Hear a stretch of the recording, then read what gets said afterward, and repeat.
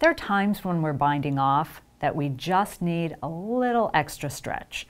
Binding off too tightly is always a problem, but in some instances, like rib at a neckband, you definitely need extra stretch, but also lace.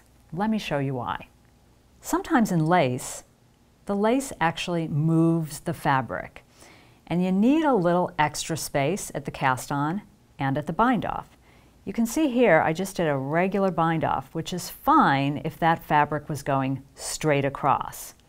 But because we want this beautiful arching curve, it's a little restrained here. So we're going to do a little something special so that we have some extra room.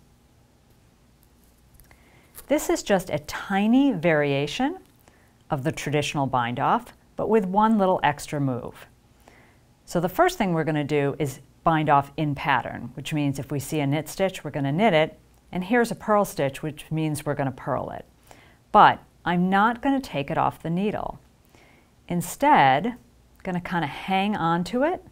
So there's the row below, there's the new stitch that I just worked, and then I'm going to grab the next stitch and pass it up and over, and then don't forget, go ahead and remove. Let's take a look at that again. The next stitch is a purl, so I purl it, but I hang on to that. I don't remove the stitch. Pass the first stitch over the second. Now I can remove.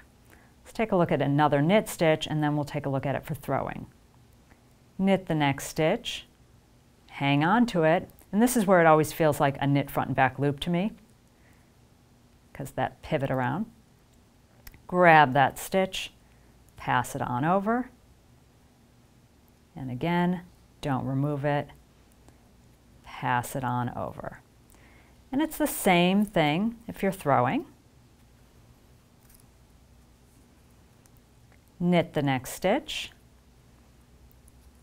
but don't remove it. So again, I use the left finger to just kind of grab it, hang on to it, pass over.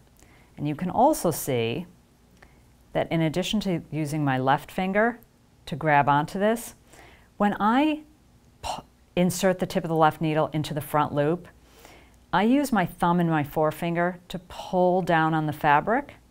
By pulling down on the fabric, it just gives me a little room to get my needle tip in there. I'll show you what it looks like. It's just that little extra space you need for a nice, stretchy bind-off.